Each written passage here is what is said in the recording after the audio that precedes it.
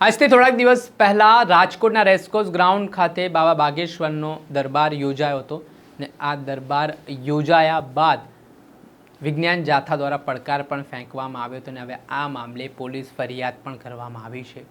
કોણે ફરિયાદ કરી છે, શું કામ ફરિયાદ થઈ છે, વિગતે વાત કરીએ. વૈષ્ણવજન તો તેને કહીએ જે પીડ પરાઈ જાનાને રે. દર્શક મિત્રો, નવજીવન ન્યૂઝમાં આપનું સ્વાગત છે. હું છું ફૈઝાન. વાત કરીએ તો રાજકોટ જિલ્લાના રેસકોર્સ ગ્રાઉન્ડમાં 3 દિવસીય બાબા બાગેશ્વરનો દરબાર યોજાયો હતો, જેમાં ધીરેન્દ્ર શાસ્ત્રીના દરબારમાં હનુમાન કથાનું આયોજન હતું અને મોટી સંખ્યામાં લોકો જોડાયા હતા. જ્યારે ત્રીજા દિવસે ભૂત પ્રેત આત્માને ભગાડવા માટેની જે વિધિ છે તે કરવામાં આવી હતી. ત્યારે આ દરમિયાન પત્રકાર ઉપર હુમલાનો બનાવ પણ બન્યો હતો ને આ સમગ્ર ઘટના છે તેણે વિવાદનો મધપૂડો પણ છંછેડ્યો હતો. આ સમગ્ર ઘટનાને લઈને વિજ્ઞાન જાથા અને પાટીદાર સમાજના આગેવાન પરસોત્તમ પીપળિયા દ્વારા ધીરેન્દ્ર શાસ્ત્રીને પડકાર ફેંકવામાં આવ્યો હતો ને આ બધું અંધશ્રદ્ધા ફેલાવવાના કાવતરા હોય તેવા આક્ષેપ કર્યા હતા. જે ઘટના બાદ આ જે કાર્યક્રમ પૂર્ણ થયો ત્યાર પછી વિજ્ઞાન જાથાના આગેવાન જયંત પંડ્યા દ્વારા બાબા બાગેશ્વર અને સાથે જ આ રેસકોર્સ ગ્રાઉન્ડમાં દરબારનું આયોજન કરનાર લોકો સામે પોલીસ ફરિયાદની તેમણે વાત કરી છે. શું કહી રહ્યા છે જયંત પંડ્યા, તેમને સાંભળો. રાજકોટમાં રેસકોર્સ મેદાનમાં જૂન 5મી થી 7મી સુધી હનુમંત કથાનું આયોજન કરવામાં આવેલું હતું.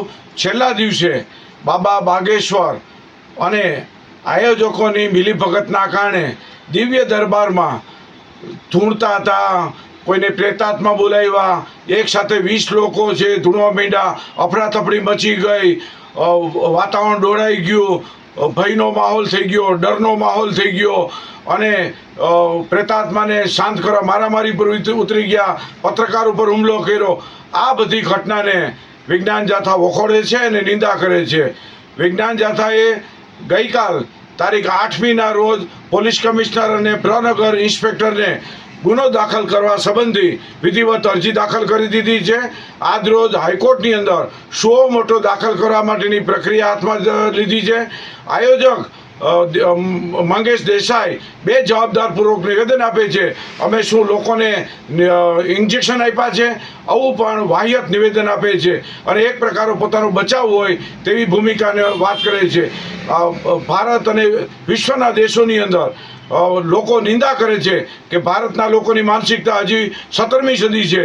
ધૂણવાના દ્રશ્યો શરમજનક ઘટના બની છે, લોકોનું માથું નીચું જણા થઈ ગયું છે.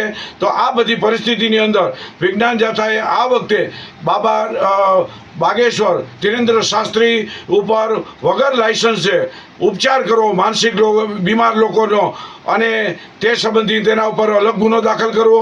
આયોજકો રાતના 12 વાગ્યા સુધી 50 મોટા સ્પીકરો વગાડે છે, ઘોંઘાટ કરે છે, મંજૂરીનું પાલન નથી કરતા, જાહેરનામાનો ભંગ કરે છે.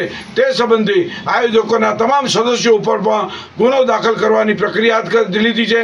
1-2 દિવસની અંદર નિવેદન આધારે એફઆઈઆર દાખલ કરવામાં આવશે. જે આપણે સાંભળ્યા હતા વિજ્ઞાન જાથાના આગેવાન જયંત પંડ્યા, તેમના દ્વારા આ મામલે સ્થાનિક પોલીસ સ્ટેશનમાં અરજી આપી છે ફરિયાદ કરવાની અને જે રીતે ધર્મના આડમાં અહીંયા જે અંધશ્રદ્ધા ફેલાવવાનો અને પ્રચાર પ્રસાર પોતા રાજકીય રીતે થયો હોય તેવા આક્ષેપો તેમણે લગાવ્યા છે ને કાર્યવાહીની માંગ કરી છે. આના જ કારણે રાજકોટમાં ખળબળાહટ મચી જવા પામ્યો છે. દર્શક મિત્રો, આવા જ નવા વિડીયો સાથે આપણે માહિતગાર કરતા રહીશું, પડે અપડેટો આપના સુધી પહોંચાડતા રહીશું. એટલે તમારી નવજીવન ન્યૂઝની ચેનલને લાઇક કરી લો, સબસ્ક્રાઇબ કરી લો અને વધુમાં વધુ શેર કરો.